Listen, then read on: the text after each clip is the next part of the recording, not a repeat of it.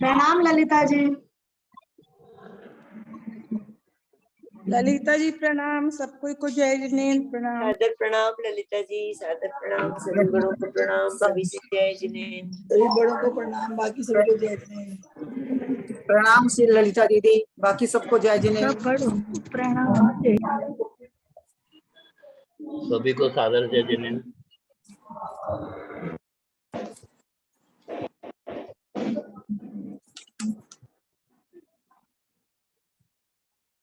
अब नहीं आ रही? आ रही है दीदी, आ रही है आवाज, अच्छे से आ रही है। आवाज तो आ रही है।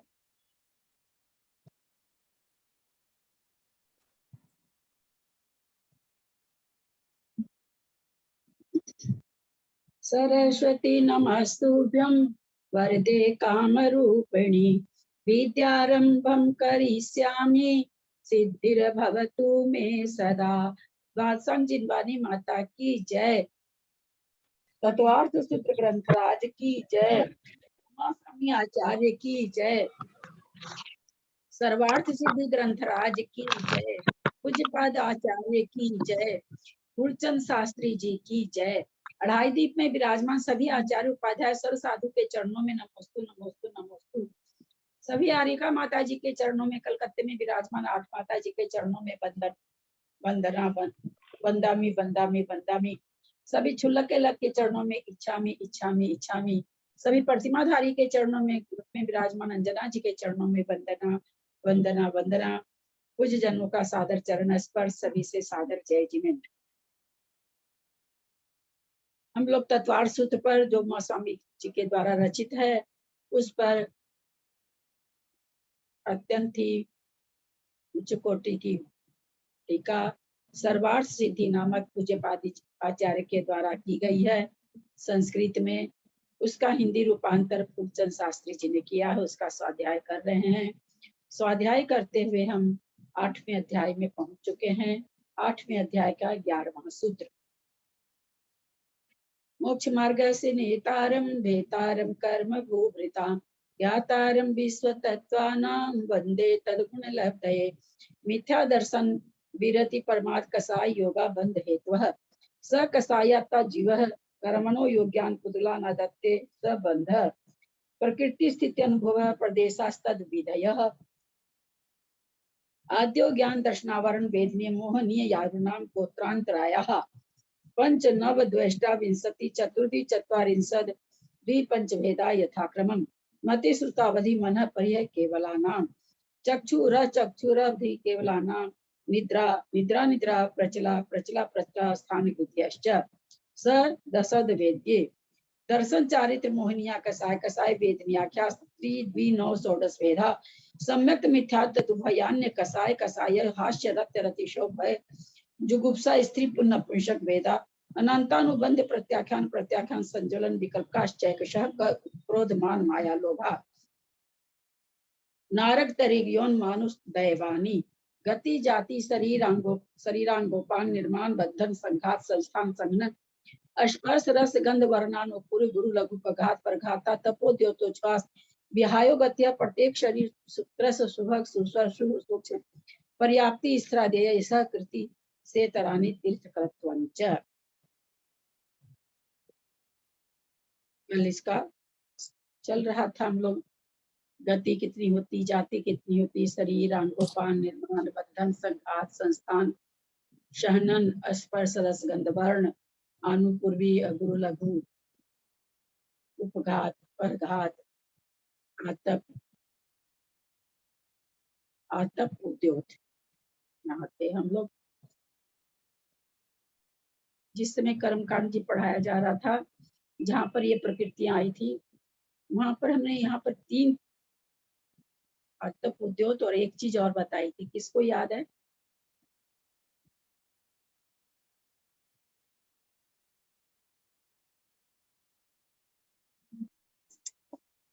तो बताई थी। उद्योग तो इसमें है ही है। आतप और उद्योग के आतप और उद्योग के अलावा एक चीज और कही थी।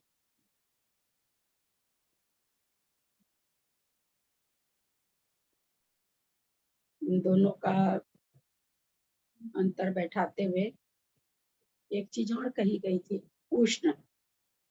3 चीज समझाई गई थी वहां पर, आतप, उद्योत और उष्ण। आतप जिसका मूल ठंडा हो, किरण गर्म हो। उद्योत जिसका मूल भी ठंडा हो, किरण भी ठंडी हो। उष्ण जिसका मूल भी गर्म हो और किरण भी गर्म हो, जैसे अग्नि। अग्नि में आप नीचे भी हाथ डालिए तो जलेगा, और फ्लेम भी उसकी है तो फ्लेम पर भी हाथ रखिए तो जल जाएगा। वहां पर इन दोनों को समझाने के लिए उष्ण भी आप लोगों को बताया गया था। ये उष्ण नामकरण किसमें है? अग्नि में है। यद्यपि यहाँ पर वो उष्ण नामकरण से इसलिए नहीं दिया गया है क्योंकि स्पर्श में उष्ण आ गया है, इसलिए यहाँ पर उष्ण नहीं दिया गया है। तो नामकरण की प्रकृति में जो स्पर्श 8 तरह का आया, उसमें ठंडा गर्म आ चुका है। तो आतप जिसका मूल ठंडा हो, किरण गर्म हो, जैसे सूर्यबिंब का जो विमान रहता है, उसकी जो किरणें उठती हैं, हम लोग सभी देखते हैं कि उसमें गर्मी रहती है और मूल उसका वहां पर ठंडा है। उद्योत चंद्र किरणों में कहा जाता है। इसके विमान के जो पृथ्वी का एक जो है वो भी ठंडे हैं और उसकी किरण भी ठंडी है। परंतु ये आतप उद्योत का अलग अलग आचार्यों ने अलग अलग तरह से भी वर्णन किया है। इसमें भी कुछ आया ही होगा विशेषार्थ में, उसको पढ़ेंगे तो हम लोग देखेंगे। तो 3 चीज यहाँ पर मैंने उस समय भी बताई थी, आतप, उद्योत और उष्ण। आतप जिसका मूल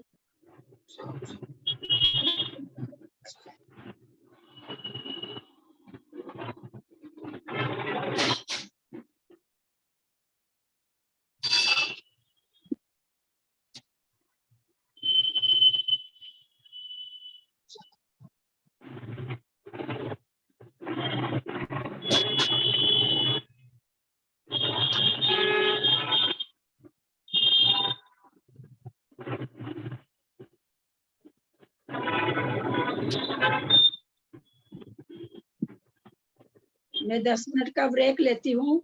आप लोग जब ऑफ कर दीजिएगा तो मुझे फोन कर दीजिएगा, मैं आकर के क्लास को आगे बढ़ा दूंगी।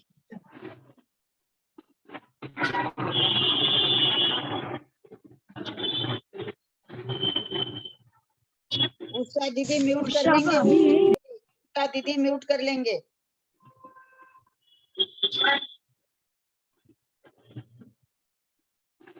उषा जी म्यूट कीजिए।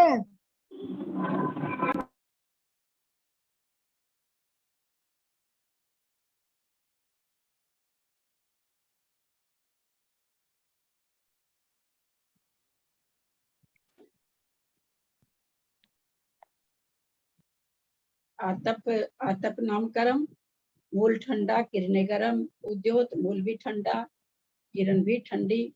उष्ण नामकरण जो कि स्पर्श का एक भेद है, मूल भी गर्म, किरण भी गर्म। उच्छ्वास हम सभी जानते हैं, श्वासोश्वास के लिए आया है।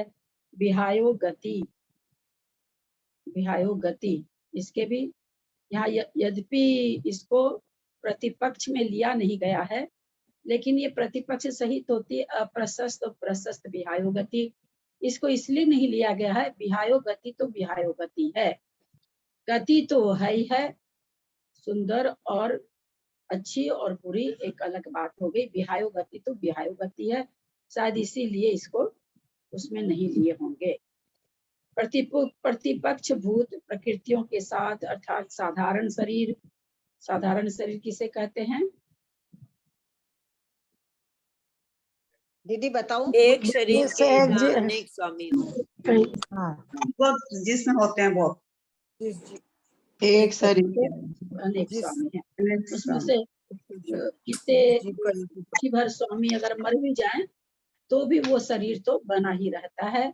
आज ही हमने अलग धाराओं में देखा है कि एक साधारण शरीर की स्थिति का स्थिति कितनी ज्यादा है। आज हमने सुबह इसका भाव भाषणा करी है कि साधारण शरीर की स्थिति कितने समय तक रह सकती है, और प्रत्येक शरीर जिस शरीर का एक स्वामी हो। अस्थावर और त्रस, अस्थावर नाम कर्म का उदय वो अस्थावर, त्रस नाम कर्म का वो त्रस जीव। दुर्भग और सुभग, यहाँ फूलचंद जी शास्त्री अथवा आचार्य पूज्यपाद क्या मीनिंग करे हैं वो हम लोग जब पढ़ेंगे तो देखेंगे। वैसे दुर्भग के लिए आता है कि जिसकी शक्ल सूरत अच्छी नहीं हो फिर भी भाग्यवान, फिर भी नहीं हाँ, दुर्भग जिसकी शक्ल सूरत अच्छी है फिर भी उसको कोई नहीं चाहता है। ऐसा दुर्भागी कि सब कुछ शरीर बहुत सुंदर, शक्ल बहुत सुंदर, नैन नक्श बहुत सुंदर, यानी देखने में अत्यंत रमणीक, फिर भी वो किसी को प्यारा न लगता हो।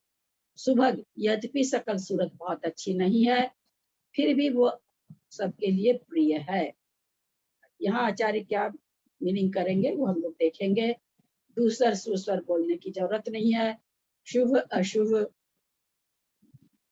जिसकी सुबह सुख के लिए देखें आचार्य क्या कहते हैं, प्रॉपर ध्यान नहीं आ रहा है। बादर और सूक्ष्म, बादर नाम कर्म का जिसको उदय हो अथवा जो दूसरे को बाधा पहुंचाए और खुद भी बाधित हो वह बादर। जो दूसरे को बाधा नहीं पहुंचाए, खुद भी बाधित नहीं हो वो सूक्ष्म। अपर्याप्त, जिसकी जितनी पर्याप्ति हो,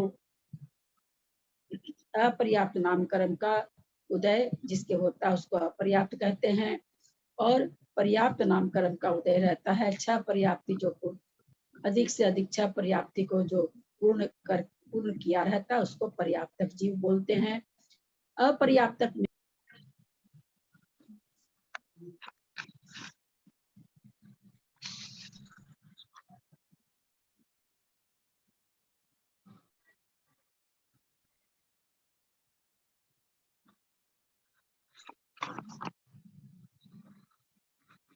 क्या हुआ दीदी, आवाज ही नहीं आ रही।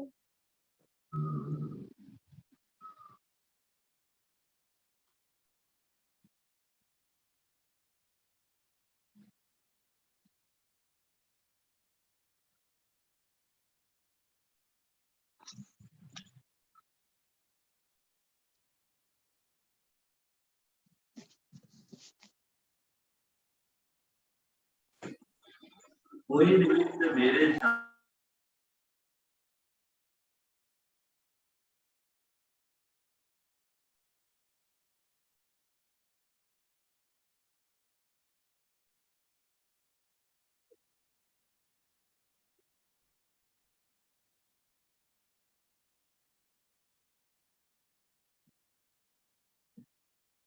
ये अनन्या जी आप भी बंद कर लीजिए अपना।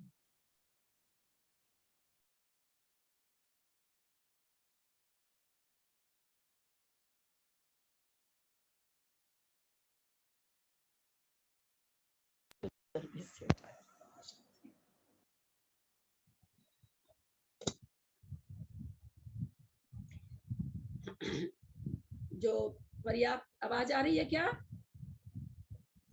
आ रही है। दीदी। अपर्याप्त और पर्याप्त, पर्याप्त में कोई भेद नहीं होता है। अपर्याप्त दो तरह के, लब्ध पर्याप्तक, निवृत्ति अपर्याप्तक।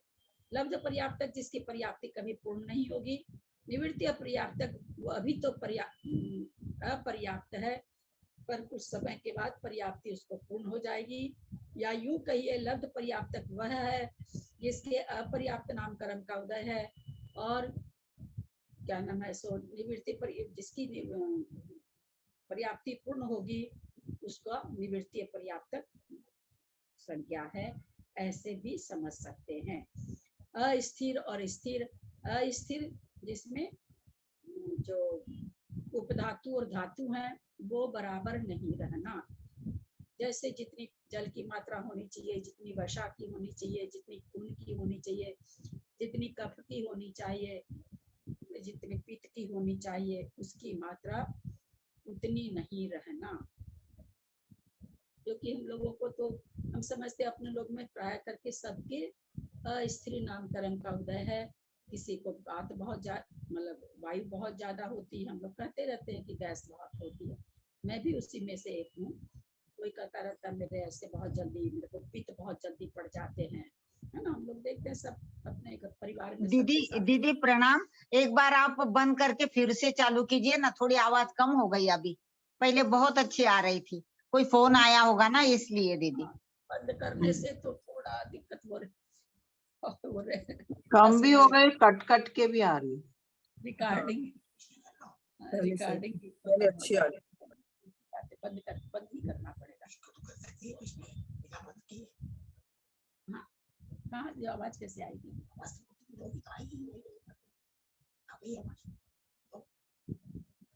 अरे नहीं भाई,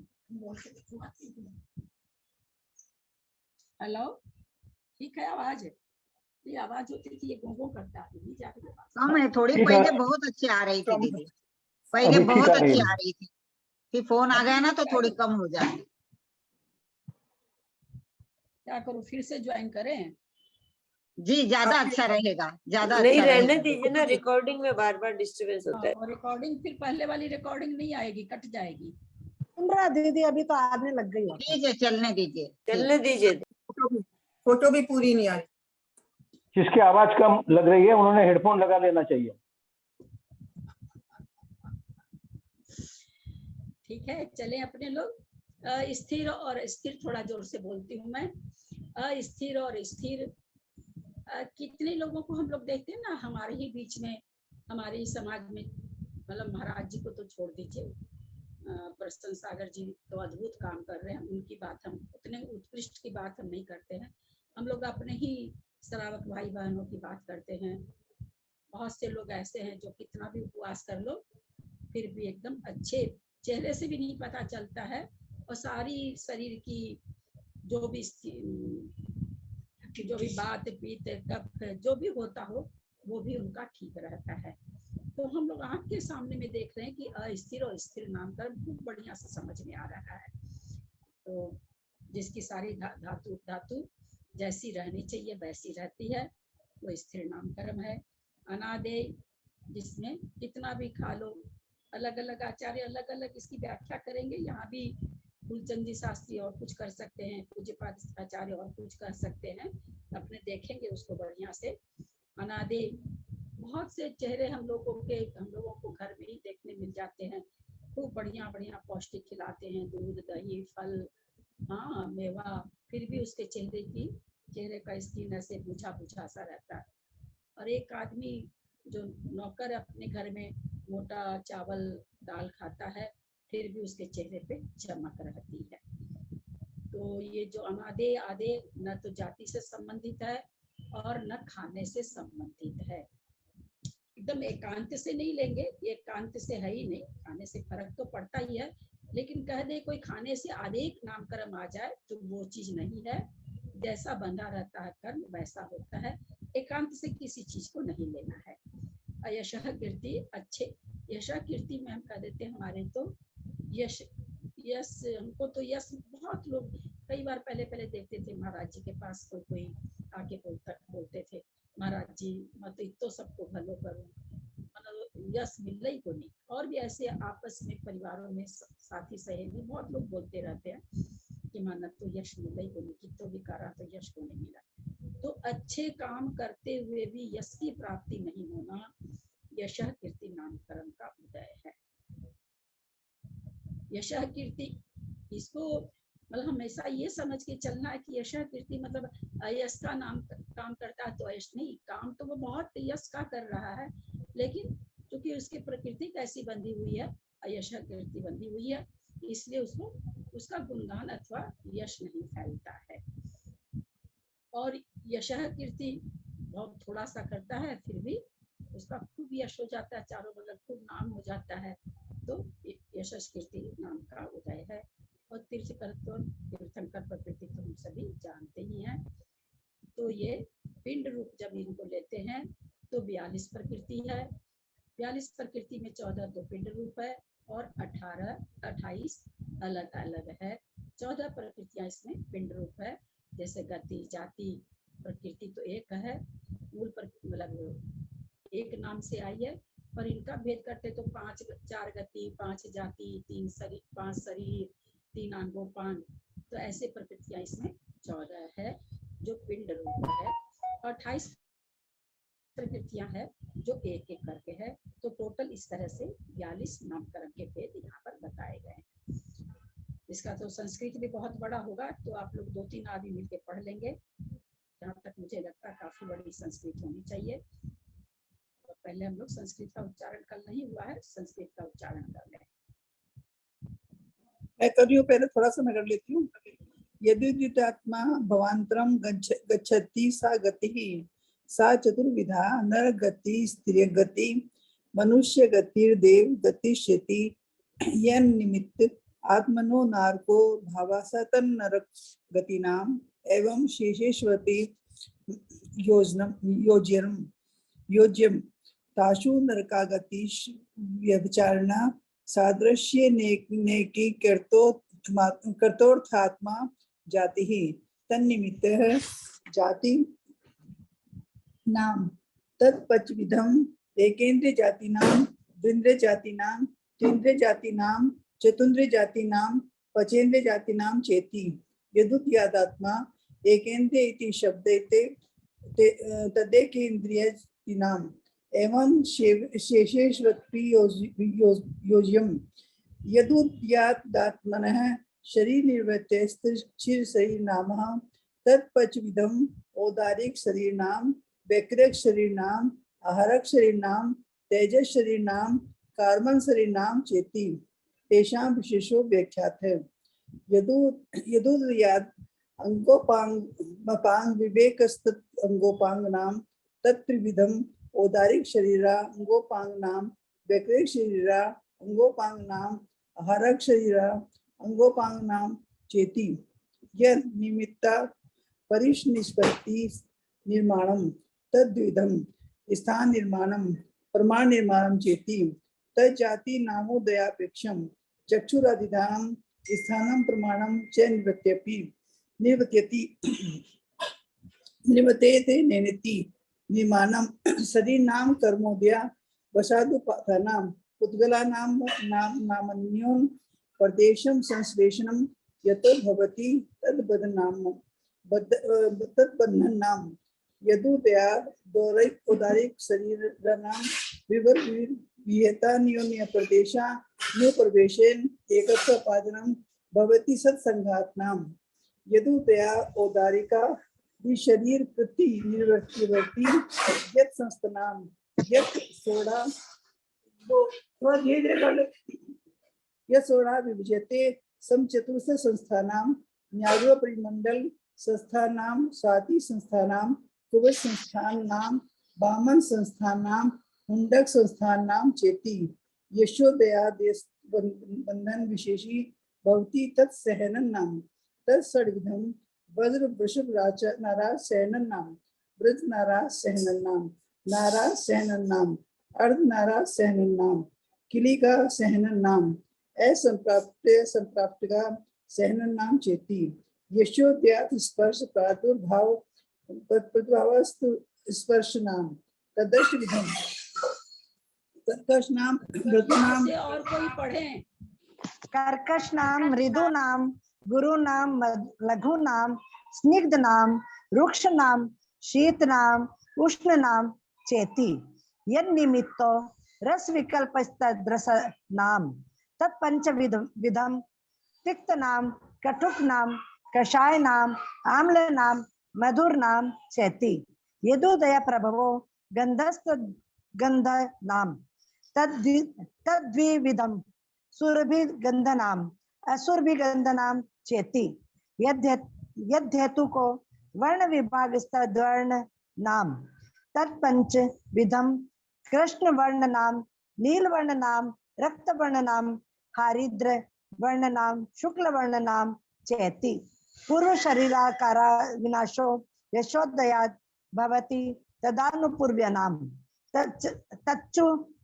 तच्चतुर्विधम नरक गति प्रायोग्यानुपूर्व्य नाम तिर्यक गति प्रायोग्यानुपूर्व्य नाम मनुष्य गति प्रायोग्यानुपूर्व्य नाम देव गति प्रायोग्यानुपूर्व्य नाम चेति।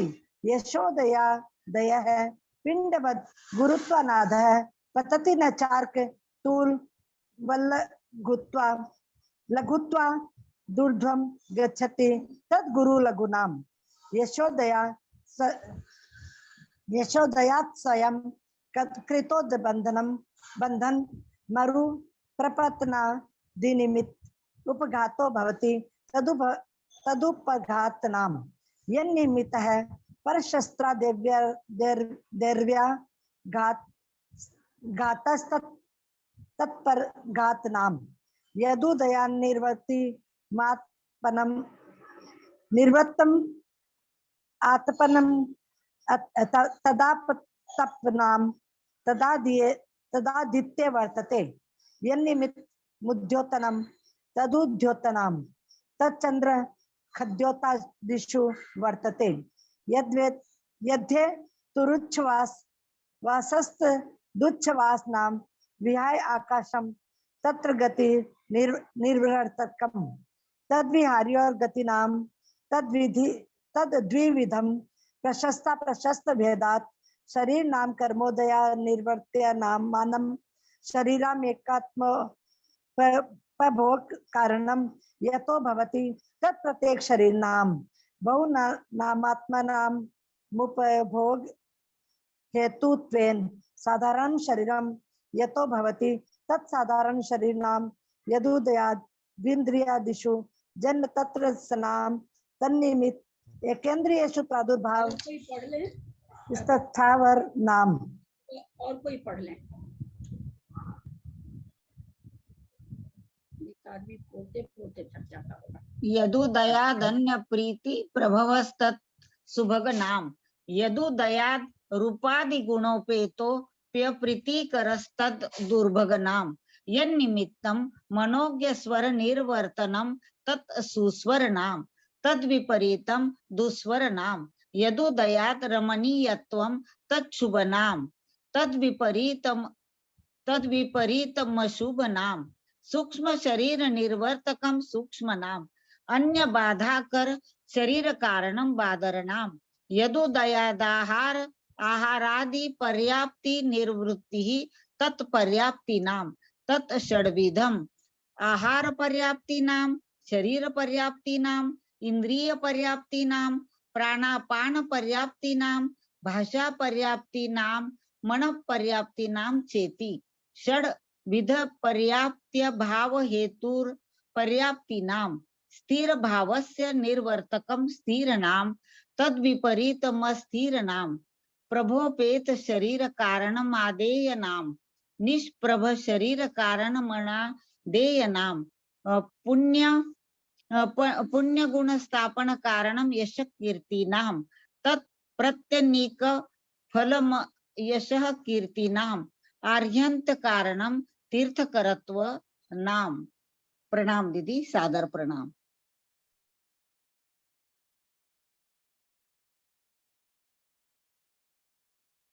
दीदी आप म्यूट हो।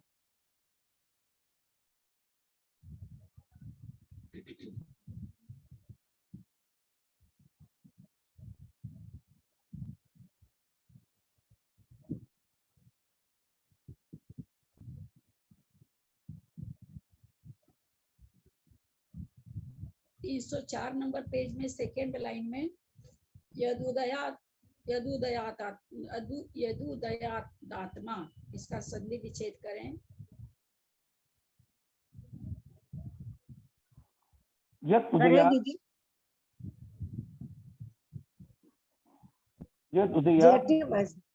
हाँ बोलिए। यद उदयात तदात्मा। हाँ बहुत अच्छा। उसी के नीचे है शरीर निवृत्ति तत् शरीर नाम।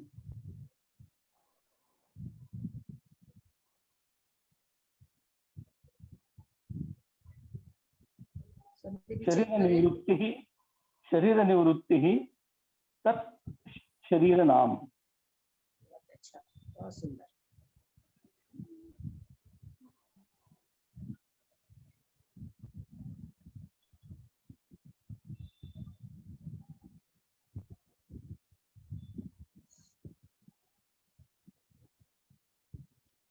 जिसके उदय से आत्मा भवांतर को जाता है वह गति है। ये हिंदी भी आप लोग कोई पढ़िए, तो जहाँ समझाने का आएगा तो हम समझा देंगे। मैं पढ़ूं क्या? पढ़िए। जिसके उदय से आत्मा भावांतर को जाता है वह गति है। वह 4 प्रकार की है, नरक गति, तिर्यक गति, मनुष्य गति और देव गति। जिसका निमित्त पाकर आत्मा का नारक भाव होता है वह नरक गति नाम कर्म है। इसी प्रकार शेष गतियों में कुछ बोला क्या ना? अच्छा, इसी प्रकार शेष गतियों में भी योजना करनी चाहिए। उन नरकादि गतियों में जिस अव्यभिचारी सादृश्य से एक पने रूप अर्थ की प्राप्ति होती है वह जाति है, और इसका निमित्त जाति नाम कर्म है। वह 5 प्रकार का है, एकेंद्रिय जाति नाम कर्म, द्विंद्रिय जाति नाम कर्म, त्रिइंद्रिय जाति नाम कर्म, चतुरिंद्रिय जाति नाम कर्म और पंचेंद्रिय जाति नाम कर्म। जिसके उदय से दीदी आत्मा अव्यभिचारी जाति के लिए क्यों आया गतियों में? जिस अव्यभिचारी, जैसे पंचेंद्रिय जाति है, तो यहाँ पर कह रहे हैं कि जैसे ऐसे गति के हिसाब से तो 4 गति अलग अलग हो गई, नरक गति, देव गति, मनुष्य गति, त्रियंच गति।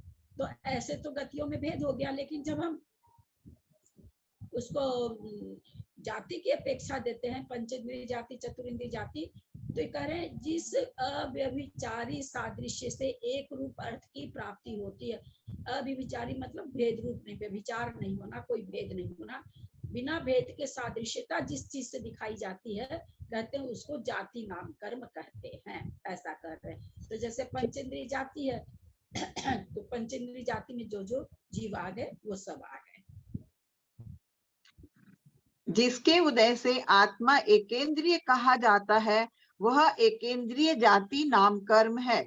इसी प्रकार शेष जातियों में भी योजना करनी चाहिए। जिसके उदय से आत्मा के शरीर की रचना होती है वह शरीर नाम कर्म है।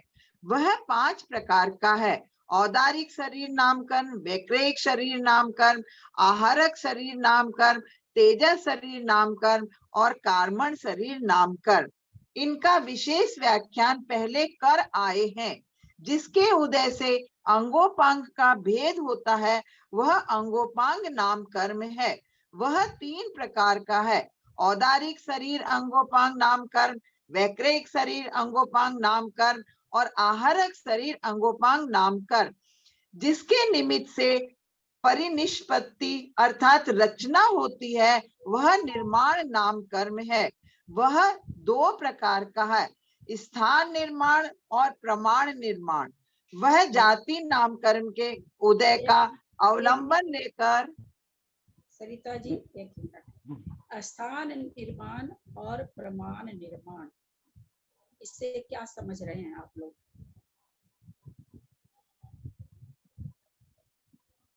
दीदी एक बार फिर से बोलिए। यहाँ पर आया है कि निर्माण कर्म 2 प्रकार का है, जी जी, स्थान निर्माण और प्रमाण निर्माण। हाँ तो ये दीदी मैं बताऊं? स्थान हाँ यानी जहाँ की वहाँ, तो जैसे मतलब जगह कान होना, हाथ की जगह हाथ होना, ये स्थान निर्माण, और फिर उसका आकार बराबर होना, उसका प्रमाण बराबर होना, ये प्रमाण निर्माण। जैसे अब कान है, कान कहाँ होना चाहिए उसका स्थान होना, फिर जी। कान की बनावट कितनी बड़ी होनी चाहिए वह प्रमाण। हाँ प्रमाण ठीक है ना दीदी? कितना होना चाहिए और कितने बड़ा छोटा होना चाहिए, ये सारी हाँ। चीज आ जाए उसमें। जी जी, जैसे अंगुलियां है 10 होनी चाहिए, तो 10 का भी प्रमाण हो गया, 10 प्रमाण भी हो गया, और कहाँ पर होनी चाहिए वो तो स्थान हो गया। और अंगुलियां किस हिसाब से, जैसे 5 अंगुली 5 तरह की है तो वो कौन सी छोटी बड़ी होनी चाहिए। तो जब मान लीजिए किसी के 6 अंगुली होती है तो देखेंगे महाराज लोग उससे आहार नहीं लेते हैं, है ना। हमारे दीपक जी पाठनी हैं, बहुत मुनि भक्त हैं, बहुत ही मतलब अच्छे लड़के हैं। उनके पैर में, मुझे पता ही नहीं था, आचार्य श्री के चौका में कर पाते थे, बाद में पता चला कि पैर में 6 अंगुली है, इसलिए वो कर नहीं पाते हैं। तो यद्यपि किसी की अंगुली छह हो गई तो उससे कुछ भी उसको बाधा नहीं पहुंचती है, शरीर में कुछ भी कोई हानि पहुंचती है कि चारित्र नहीं ले सकता है, लेकिन फिर भी हम देखें कि प्रमाण का भी कितना बड़ा महत्व है। जो चीज 5 हो तो 5 ही ठीक होती है, उसका एक कम होना और एक ज्यादा होना अच्छा नहीं माना जाता। चलिए आगे चलिए। वह जाति नाम कर्म के उदय का अवलंबन लेकर चक्षु आदि अवयवों के स्थान और प्रमाण की रचना करता है। निर्माण शब्द का व्युत्पत्ति लभ्य अर्थ है निर्मयते नेनेति निर्माणम। जिसके द्वारा रचना की जाती है वह निर्माण कहलाता है। शरीर नाम कर्म के उदय से प्राप्त हुए पुद्गलों का अन्योन्य प्रदेश संश्लेष। सरिता जी एक मिनट, इसमें यह क्यों आया? वह जाति नाम कर्म के उदय का अवलंबन लेकर चक्षु आदि अवयवों के स्थान और प्रमाण की रचना करता है, ऐसा क्यों आया? जाति नाम कर्म के मतलब जिसमें गति जो जीव जो जैसा बनने वाला है उसके उसी प्रकार का मतलब सब नाक कान मतलब वो उसी प्रकार का उसका स्ट्रक्चर बनता है। मतलब जो जैसी उसको जाति है, मनुष्य जाति है तो उसको मनुष्य जाति का मिल जाएगा, तिर्यन जाति है तो उसको तिर्यन जाति का, नारकी बना है तो उसको वैसा, ऐसा नहीं इंद्रिय के विषय में कहा गया है इसमें जो जितनी इंद्रिय होती है पंचेंद्रिय जाति, इंद्रिय के हिसाब जाति से है। उसकी नाक कान की रचना होती है। जितनी इंद्रिय का होगा, 2 का होगा तो रसना इंद्रिय और स्पर्श इंद्रिय होगी, और 3 इंद्रिय होंगी तो उसको स्पर्श रसना घ्राण होगी, और 4 इंद्रिय होंगी तो चक्षु भी इसमें आ जाएगा, और 5वां कर्ण। इस अपेक्षा से जाति नाम कर्म कहा गया है। जाति नाम कर्म हमने ऊपर समझा, 1 इंद्रिय जाति, 2 इंद्रिय जाति, 3 इंद्रिय जाति। तो यहाँ पर यह कह रहे हैं कि जो जीव जिस जाति का है, 2 इंद्रिय वाला है तो उसकी 2 इंद्रियां जैसा प्रमाण और स्थान होना चाहिए उन इंद्रियों का वहां होगा। आपने जो शरीर को बोला, आपने शरीर को कर दिया इसमें, यहाँ शरीर की बात नहीं है। यहाँ चूंकि जाति में क्या बताया गया था, 1 इंद्रिय जाति, 2 इंद्रिय जाति, 3 इंद्रिय जाति। जो 3 इंद्रिय जाति उसको 3 इंद्रियां बनेगी, जो 4 जाति इंद्रिय उसको चतुरिंद्रिय उसको 4 इंद्रियां बनेगी। ऐसा कह रहे हैं कि जाति नाम कर्म का अवलंबन लेकर, इसका अवलंबन लेकर के इंद्रियों की रचना होती है। शरीर नाम कर्म के उदय से प्राप्त हुए पुद्गलों का अन्योन्य प्रदेश संश्लेष जिसके निमित्त से होता है वह बंधन नाम कर्म है। जिसके उदय से औदारिक आदि शरीर की छिद्र रहित होकर परस्पर प्रदेशों के अनुप्रवेश द्वारा एक रूपता आती है वह संघात नाम कर्म है। जिसके उदय से औदारिक आदि शरीरों की आकृति बनती है वह संस्थान नाम कर्म है। वह 6 प्रकार का है। समचतुर्थ संस्थान नाम कर्म, न्योग्रोध परिमंडल संस्थान नाम कर्म, स्वाति संस्थान नाम कर्म, कुंभजक संस्थान नाम कर्म, वामन संस्थान नाम कर्म और हुंड संस्थान नाम कर्म। जिसके उदय से अस्थियों का हुंडक होना चाहिए ना दीदी, ये हुंडक होना चाहिए ना। हुंड नाम कर्म लिखा है, हुंड संस्थान नाम कर्म लिखा है तो उसको हुंडक नाम कर्म करना पड़ेगा ना। नहीं, कई जगह हुंड भी आता। यहाँ पर एक प्रश्न है, कौन सा संस्थान वाला मोक्ष जा सकता है? चतुर्थ संस्थान वाला जा सकता है। चतुर्थ संस्थान वाला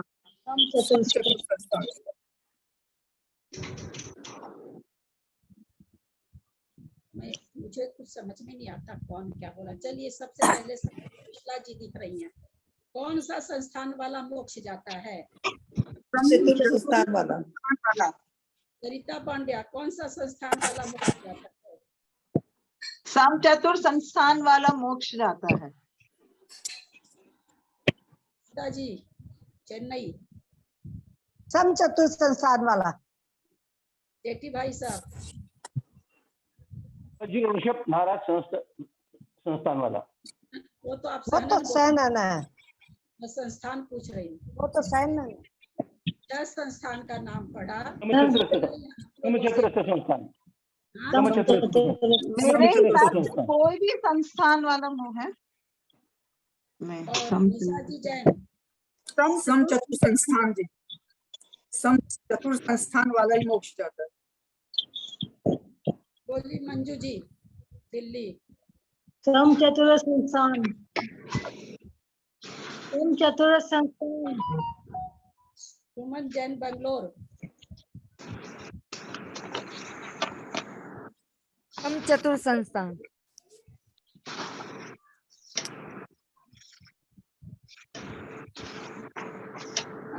अनीता जी। बृहस्पति नारायण सैनन वाला। अरे मैंने सहनन नहीं पूछा मेरी सैनन दीदी, थोड़ी पूछ रही है। मैं सहनन नहीं पूछ रही हूँ, मैं संस्थान पूछ रही हूँ। दीदी मैं बोलूं? दीदी मैं बोलूं? एक मिनट सबको बोलने दीजिए। अनीता जी। सम चतुर संस्थान वाला। उषा जी पीपी बंगलोर। आवाज दे रहे हैं तो। उषा जी बोलिए आप बेंगलोर। उषा जी बेंगलोर। सुमन सेठी हैदराबाद।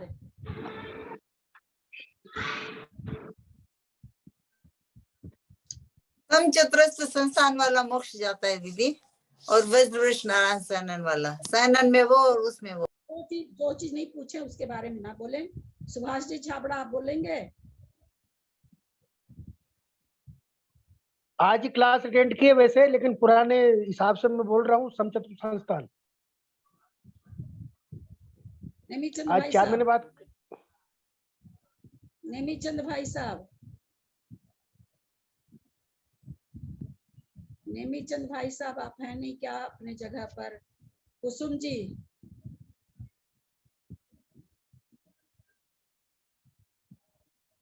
और कोई है जो बोलना चाहता हो? दीदी मैं बोलूं? मुझे दीदी मैं तो बोलूं? ऐसा लगता है कि 6 संस्थान में से कोई भी मोक्ष जा सकता है। दीदी मैं बोलूं? मैं बोलूंगा। एक मिनट विजया जी आप रुकिएगा थोड़ा।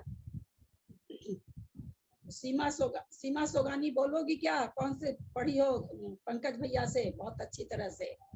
कौन सा संस्थान वाला मोक्ष जा सकता है? सम चतुर संस्थान। सरोज जैन सूरत है ही नहीं लगता है लोग। सम चतुर संस्थान। नहीं कोई भी संस्थान वाला मुंह। भाई साहब कभी भी नहीं आए लगता। कुसुम जी।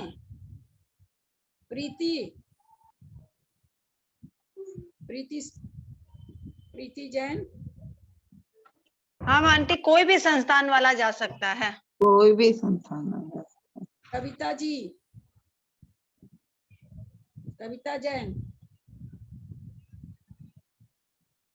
कविता दीदी जैन। मैं, हाँ दीदी प्रणाम करती हूँ। मैं अभी ज्वाइन की हूँ, मुझे क्वेश्चन नहीं पता, मतलब आप क्या पूछ रहे हैं मुझे नहीं मालूम। मैं बस खाली नाम ही आप क्या पूछ। 6 संस्थान आचार्य ने बताए, उसमें से किस संस्थान के द्वारा मोक्ष प्राप्त होता है? सब चतुर संस्थान के द्वारा। चलिए विजया जी आप बोलिए। जी जी जी प्रणाम दीदी। 6 संस्थान से मोक्ष प्राप्त कर सकते हैं। मैं बताऊं? अब हो गया। भाभी मैं बताऊं? हाँ बोलिए। भाभी मैं बताऊं? हाँ, सम चतुर संस्थान वाला मनुष्य ही मोक्ष जा सकता है। देखिए 6 संस्थान। मैंने आप लोगों को मैंने इसकी एक कहानी भी सुनाई थी। किसी को याद है? मैंने एक कहानी सुनाई थी, जो इसका एक वाकया सुनाया था। कहानी तो क्या वाकया दीदी कहानी सुनाई थी ये याद है, पर कौन सी कहानी सुनाई थी ये याद नहीं आ रहा, इसलिए मैं चुप बैठ गई हूँ। इसको कहानी नहीं कहेंगे, एक वाकया सुनाया था मैंने। हाँ। चौरंगी मंदिर में सुध सागर जी की पुस्तक का स्वाध्याय हो रहा था। उसमें एक पंक्ति आई, किसी भी इसके संस्थान के द्वारा मोक्ष हो सकता है। पंक्ति आ गई केसी भाई साहब ने जैसे हमेशा की तरह, अब आप खोज के लाइए ये कैसे घटेगा। बहुत पुरानी बात है, इतना बहुत ज्यादा स्वाध्याय नहीं करते थे, लेकिन फिर भी स्वाध्याय तो हो ही गया था। घर पर आए, मेरा जैसा स्वभाव है सब काम छोड़ के पहले उसी में लग गए। जो भी मेरा चिंतन हुआ उसके बाद मैंने बेनाड़ा जी को फोन किया, उनको बताया कि क्या ये इस तरह से घट रहा है क्या, क्योंकि महाराज बोले हैं तो गलत तो बोलने का मतलब। उसके बाद तो बहुत ग्रंथों में मिल गया, फिर तो ग्रंथों में मिल गया। उसके बाद भैया हमको ये बताओ, आप लोग जो सबको ही बोले, मतलब जितने ये मुनि महाराज है ना, जितने भी तीर्थंकर को छोड़ दो, केवल एक तीर्थंकर के लिए आया कि समचतुरा संस्थान वाला होता है। बाकी कहाँ लिखा है अनंत अनंत मुनि जाते हैं मोक्ष, कहीं भी नहीं लिखा कि वो मुनि समचतुर संस्थान के धारी होते हैं, कहीं भी नहीं लिखा है। अब आप कहिए कि भाई कोई कुब्जक है तो कैसे जाएगा, कैसे घटाएं इसको, कोई बामन है और क्या हुंडक संस्थान है सबसे। तो हम लोगों का प्रायः करके अनेक आदमियों, अनेक अपने, क्योंकि मोक्ष होता है मनुष्य को, अपने में से अगर अभी हम 50 आदमी ज्वाइन कर रखे हैं तो इसमें से 49 आदमी को हुंडक संस्थान का उदय है। एक आधा कोई ऐसा हो बिल्कुल इंची टेप लेकर के नापें, सामुद्रिक जो होता है कि भाई कितना बड़ा गला होना चाहिए, कितनी बड़ी आंख होनी चाहिए, कितना बड़ा नाक होना चाहिए, कितने बड़े होठ होने चाहिए, कितने बड़े कान होने चाहिए, कितने बड़ा माथा होना चाहिए, कितनी बड़ी अंगुली होनी चाहिए, कितना बड़ा हाथ होना चाहिए, कितना मोटा पेट होना चाहिए, कितनी चौड़ी कमर होनी चाहिए, कितनी चौड़ी पीठ होनी चाहिए, कितना चौड़ा सीना होना चाहिए, कितनी मोटी जांघ होनी चाहिए, कितनी मोटे अपनी कलाई होनी चाहिए, कितने बड़े छोटे हथेली होनी चाहिए। एक भी खरे नहीं उतरेंगे, इसी को हुंडक संस्थान कहा जाता है। हम सभी के हुंडक संस्थान का उदय है। जिनका है, मान लीजिए किसी का पोर्शन हो सकता बहुत अच्छा हो, उनको छोड़ के बहुलता से बात होती है। हुंडक संस्थान को मतलब आप ये मत समझिए कि नारकी वाला। अब हमको समचतुरस है नहीं, ठीक है ना, अगर सारी चीज हमारे माप के अनुसार नहीं है तो वो तो है नहीं। अब उसके बाद बामन हम है नहीं, कुब्जक हम है नहीं, और बामन कुब्जक और कौन सा है समचतुरस संस्थान? स्वाति स्वाति परिमंडल 2 क्या नाम है, सो जो नीचे से बरगद वाला क्या उसको कहते हैं, बरगद के जैसे वो संस्थान है नहीं कि हम शरीर नीचे से न्योग्रोधिक परिमंडल संस्थान। वो जिसको किसी किसी को हो सकता है, वैसा देखने को मिलता है, नाटे भी लोग मिलते हैं तो उनको है बामन का उदय। पर हमारे में, हम जो ग्रुप में जितने लोग बैठे हैं इसमें से किसी को भी नहीं है, तो पांचों संस्थान का उदय है ही नहीं। न हम बामन है, न हम कुब्जक है, न हम नगरोध परिमंडल है, हमारा ये संस्थान नहीं है। बच गया समचतुरस संस्थान और हुंडक संस्थान। अब जिनकी बिल्कुल नीचे की पैर के नख से ऊपर की आकृति तक जिनका बिल्कुल जैसा होना चाहिए, जो अंग प्रत्यंग जितना बड़ा होना चाहिए, अगर कोई ऐसा है तो उसको समचतुरस संस्थान का उदय है। जो प्रायः नहीं ही रहता, किसी का नाक चौड़ा हो जाता है, किसी की भूखाड़ बड़ी हो जाती है, किसी के दांत टेढ़े मेढ़े हो जाते हैं, किसी के कान बहुत छोटे रहते हैं, किसी के कान बहुत लंबे होते हैं, किसी की गर्दन ही लगता नहीं है, किसी की गर्दन ही ऊंट जैसी रहती है। आप देखिए ना कितने भेद हैं। तो इसलिए हम सबको हुंडक संस्थान का उदय है।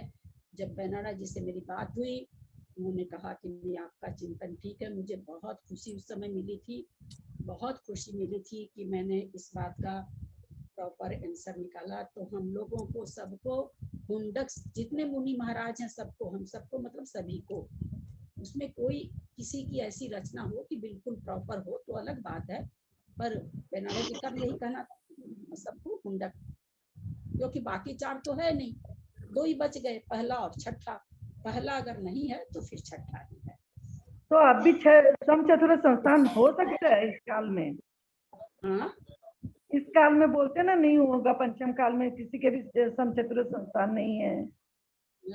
मुझे तो ये पढ़ने नहीं मिला कविता जी, पता नहीं, मैंने सुना तो है दीदी कहीं पर। सहनन का तो पता है, पर हाँ। इसका तो नहीं मुझे पता है, मैं नहीं ध्यान आ रहा पढ़ा हुआ, इसलिए मैं कह नहीं सकती। तो हम लोग सभी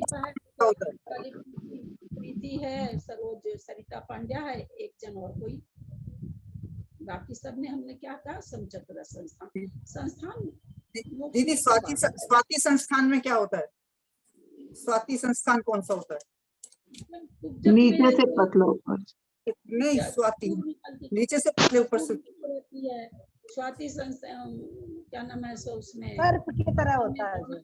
सर्प के वामी के समान दीदी, सर्प के वामी के समान। के समान होता है, नीचे से सकड़ा और अंदर जब सांप की वामी में आप हाथ घुसाओगे तो एकदम हाथ नहीं घुसेगा और भीतर किलोमीटर में खोखला रहता है, किलोमीटर में। वो स्वाति संस्थान हो गया कि नीचे से एकदम पतला शरीर, ऊपर बहुत भारी शरीर।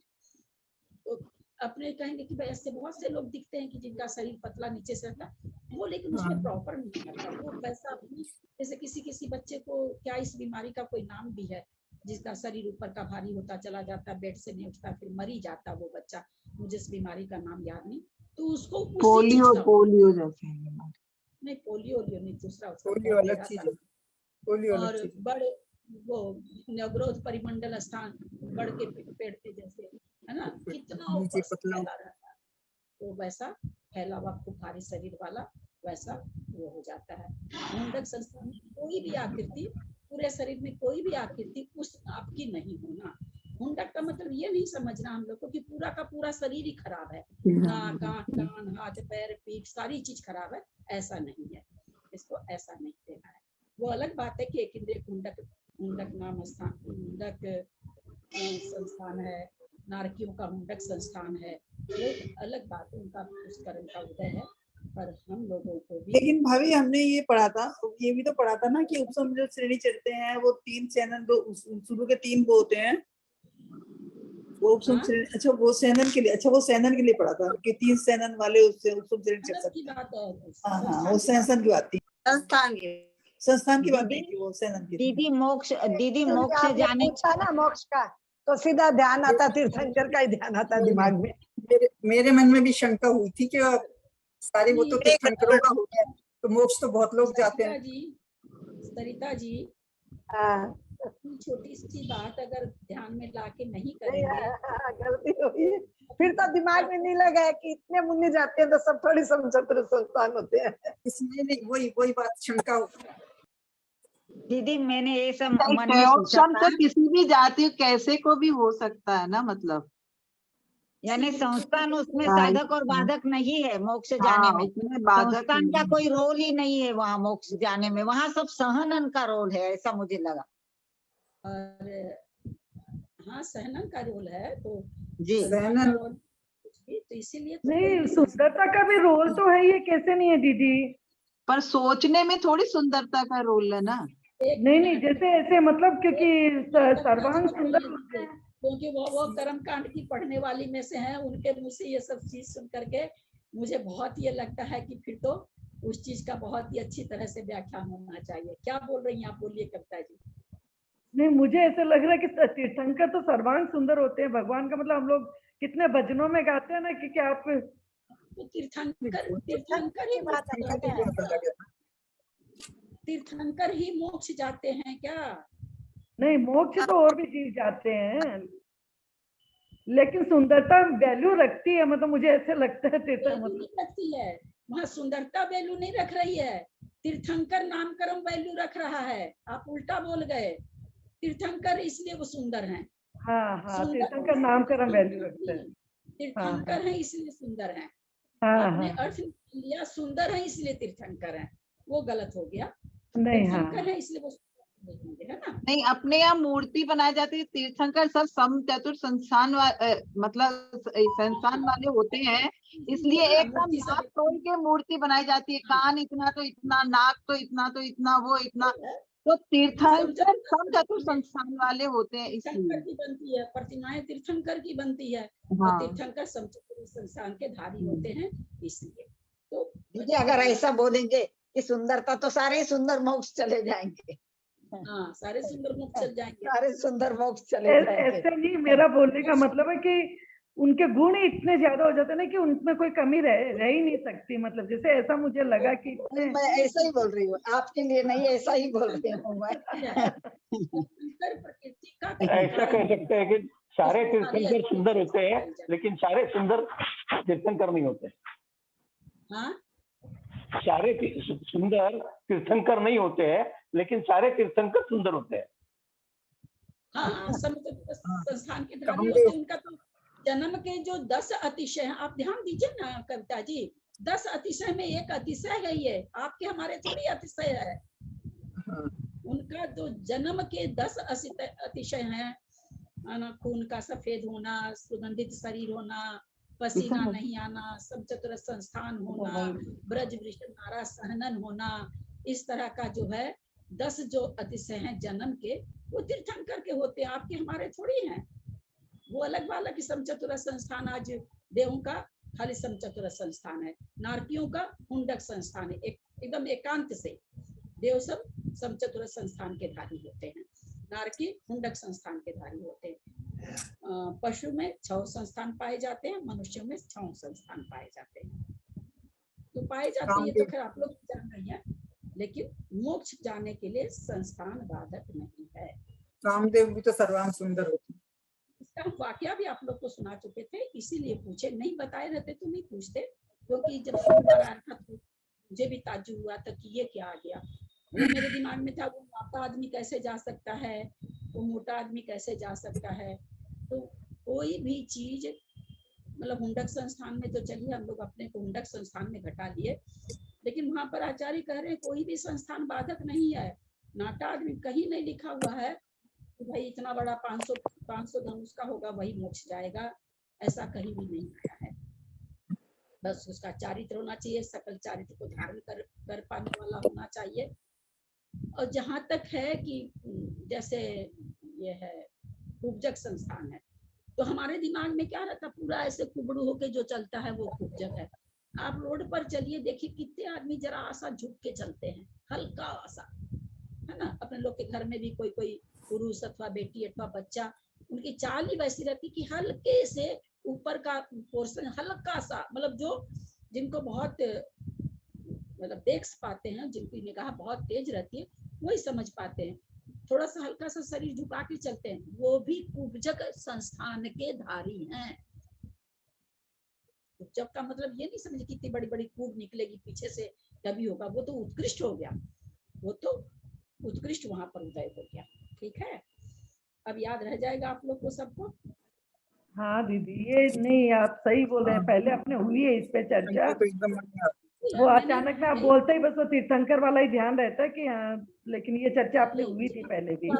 वाक्य मैंने सुनाया था, ठीक है, यही वाक्य सुनाया था कि कैसे भाई साहब कहे कि आप पूछ के लाइए कैसे संभव है, तो ये वाला वाक्य मैंने आपको सुनाया था। चलिए चलिए सरिता जी, समय हो गया क्या? बोलने के बाद शंका तो मेरे मन में भी आई थी सबको। क्या मैं पढ़ूं अब दीदी, मैं पढ़ूं अब? अभी तो बहुत है। तो पढ़ के इतना करेंगे, 8 बज गया है, समय हो गया है, तो 8 ही बज गए। 8 बज गया, तो समझ के चलेंगे तो समय तो लगेगा ही ना भाई, समय तो लगेगा। जबकि कोई बात नहीं, इतना समय से क्या खुलासा करने की कोई जरूरत नहीं, अभी तक तो अपना सर्वास्व भी कब का ही खत्म हो जाता, लेकिन खुलासा इतना ज्यादा होता है कि एक सूत्र भी कभी कभी तो नहीं हो पाता है। बाहर की बहुत सारी चीजों का हम लोग बात कर लेते हैं। चलिए, बहुत अच्छा, 2-3 लोगों ने सही उत्तर दिया, बहुत अच्छा लगा। आवाज बड़ी हल्की है। जो गलत उत्तर देते हैं ना, उनकी ज्यादा तारीफ है। कैसे है तारीफ कि अब उनका उत्तर 100% अब याद रह जाएगा दीदी, याद रहेगा कि नहीं, गलत वो दिया था। के चक्कर में गलत हो गई थी, फिर दिमाग में है मुनि भी तो मोक्ष जाते हैं, सबको समचतुर संस्थान थोड़े होते हैं। बीच में मैंने बोला भी था कि मेरी शंका है, पर लेकिन सुना गलत उत्तर देने वाले इतने मुनि मोक्ष जाते हैं तो सबका थोड़ी होता है। चलिए जिनवानी स्तुति करिए, बढ़िया सी, प्यारी सी, लंबी सी, बड़ी सी।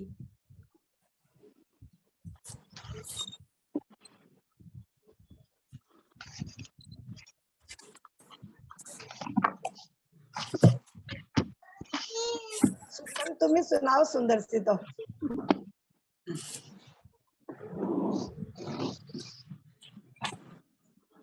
करिए, क्या कर रहे हैं? मैं कर लूं क्या? मैं छोटी सी करती हूँ, बड़ी सी तो नहीं, लेकिन बेनाडा जी को याद कर लेते हैं आज एक बार। प्रभु देव तुम्हारे पवित्र मुख से निसृत जो शीतल वाणी, जग जन मन के मल को हरती, अतः कहाती जिन वाणी। जयवंतो माँ जग में तब तक जब तक सूरज चांद रहे, शीस नवाते कर्म हरो माँ, अब तक हम विषयांध रहे, अब ना हम विषयांध रहे। जावाणी के ज्ञान ते सुझे लोकालो, सोवाणी मस्तक नमो सदा दे तू। हे जिनवाणी भारती तो ही जपू